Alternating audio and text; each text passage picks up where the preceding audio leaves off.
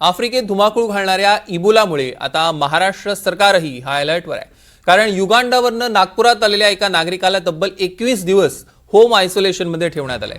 हा नागरिक युगांडावरनं आल्यानं इबोलाच्या पार्श्वभूमीवर नागपूर विमानतळ हाय अलर्टवर आहे। या 47 वर्षाच्या प्रवाशावर नागपूर महानगरपालिकेचा आरोग्य विभाग नजर ठेवून आहे। आपण इबोला रुग्णाच्या संपर्कात नसल्याचा दावा या प्रवाशानं केलेला आहे।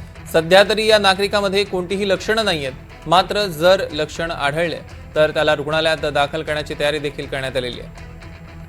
दरम्यान याचा आढावा घेतला आमचे प्रतिनिधी प्रवीण मुधोळकर यांनी।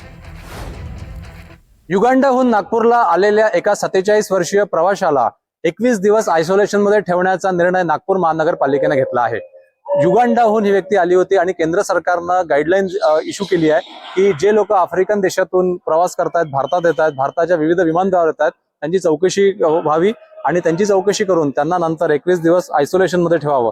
ही जी व्यक्ती आहे 47 वर्षीय व्यक्ती, या व्यक्तीची चौकशी करण्यात आली। ही व्यक्ती आफ्रिकन देशातून प्रवास करत होती, पण इबोला संदर्भात आफ्रिकेमध्ये ज्या पद्धतीनं काही संशयित रुग्ण सापडलेले आहे, या कुठल्याही रुग्णाच्या संपर्कात ही व्यक्ती आलेली नाहीये।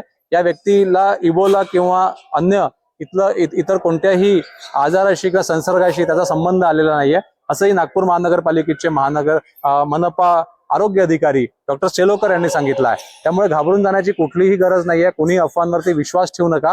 ही जी व्यक्ती आहे ही युगांडाहून आली होती आणि SOP नुसार केंद्र सरकारच्या या व्यक्तीला 21 दिवस आयसोलेशनमध्ये ठेवण्यात आल्याचं नागपूर महानगरपालिका आणि जिल्हा प्रशासनानं सांगितलं आहे। प्रवीण मुधोळकर, NDTV मराठी, नागपूर। तर इबोलानं भारताचंही टेन्शन वाढवलंय, कारण युगांडामधून भारतात आलेल्या एका महिलेमध्ये इबोलासारखी लक्षणं दिसली होती। ही महिला 23 मे रोजी बंगळुरू विमानतळावर पोहोचली होती।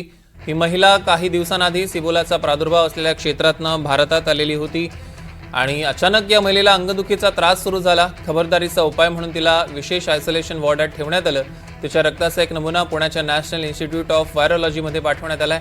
सध्या या महिलेची प्रकृती स्थिर आहे, तिच्यात इतर कोणतीही नवीन लक्षणं आढळलेली नाहीयेत। 1-2 दिवसात हा अहवाल येणं अपेक्षित आहे। वैद्यकीय प्रोटोकॉलनुसार हा अहवाल निगेटिव्ह आला तरी पुढच्या 48 तासानंतर तिची दुसरी चाचणी केली जाईल आणि लागोपाठ 2 चाचण्यांचे अहवाल निगेटिव्ह आल्यानंतरच तिला रुग्णालयातनं डिस्चार्ज दिला जाईल।